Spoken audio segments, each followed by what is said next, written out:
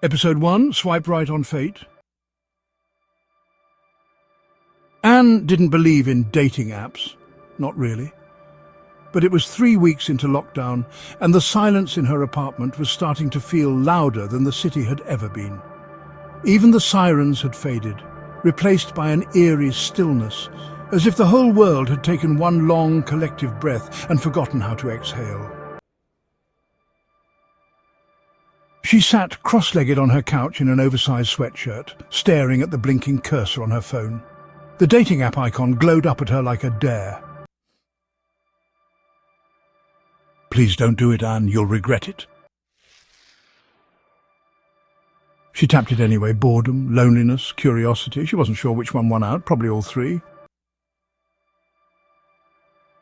Her work friends had been pushing her to do this for months, before the lockdown, before the masks, before the world tilted sideways. Friend 1, just try it, Anne. You've been single for way too long. Friend 2, you deserve to be courted. Let someone spoil you for once. Friend 3, it's not like you have to marry them. Go get some free cocktails and compliments. Anne had laughed off their suggestions, hiding behind her usual excuse. "Anne, I'm focusing on myself right now." But now the days blurred together. Her cat, Bella, was the only living being she'd spoken to out loud in 48 hours. Even her neighbours had gone eerily quiet, and the idea of being seen, wanted, suddenly didn't sound so terrible. The app loaded with a swoosh of bright light and a cheerful sound that felt completely out of place in the muted greyness of the day. A few profiles appeared, blurry selfies and painfully forced gym mirror shots. Swipe left, hard left. Then, him, Jet, pilot, 45, based in Long Beach. She paused. The photo caught her off guard in the best way. Jet was shirtless and tanned, with a muscular build and messy blonde hair that looked like it had been wind-tousled just for effect. But it wasn't the abs or the dazzling smile that stopped her. It was the elephant. They were both in a wide, shallow bath under a jungle canopy. Jet was grinning with one arm around the massive creature, who looked utterly relaxed in the water. The caption read, "Her name's Kitty. She snores louder than I do." Anne let out a laugh before she even realised it. She looked over at Bella, curled up on the windowsill like a loaf of bread, silently judging. "Okay, but come on," Anne said. "He's bathing with a freaking elephant named Kitty. Me and animals? I didn't stand a chance." She swiped right. Seconds later, the screen lit up. "It's a match." Her heart did a little hiccup. "No way! That fast?" A message popped up almost immediately. "Finally, someone who gets that photo." Anne burst out laughing, so hard that tears welled in her eyes. Bella raised her head briefly, then went back to sleep. They messaged all night. She learned he was a charter pilot. He flew for business elites, politicians, and sometimes celebrities. He joked that he had to fly a dog in first class from LAX to New York. The dog had its seat and headphones. She told him about working as a veterinary technician, how she'd been on the front lines through the pandemic, handling emergency surgeries, and anxious pet parents who couldn't come inside the clinic. She confessed she was exhausted, but grateful.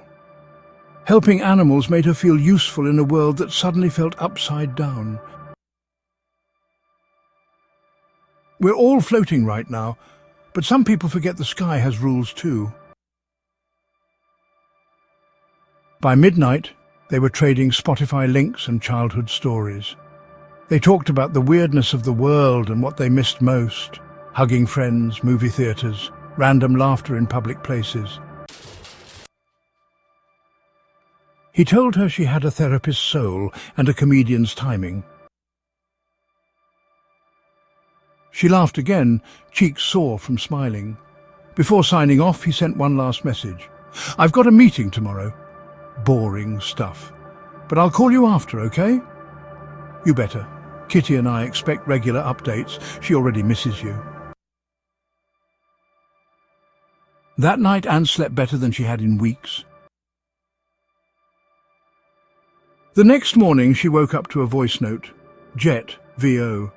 Hey, beautiful. I just wrapped up my meeting. I thought I'd leave this instead of texting. Talking to you last night was the best thing I've done in weeks. Can't stop thinking about you. Anne listened to it 3 times. His voice was warm, low and confident. It's like a favourite song you didn't know you were waiting to hear. They kept messaging for days. They sent photos, talked about food and quarantine cravings, and made each other playlists. Anne started checking her phone the second she woke up and smiled before she even read his texts. Then one evening, he told her something new. Quick update. I might have to take a trip to Dubai in a few days. Nothing major. Just a short client meeting. I'll be back fast.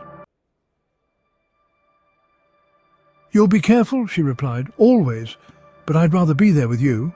Dinner when I get back? It's a date. That night she lay in bed with her phone on her chest, her eyes wide open in the dark. Her screen buzzed once more, a photo. Jet, bathed in warm lamplight, holding up a peace sign.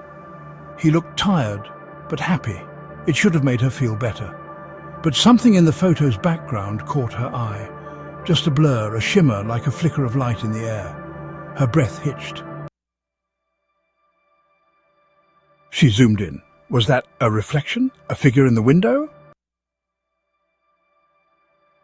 But when she blinked, it was gone, and her screen suddenly went blank.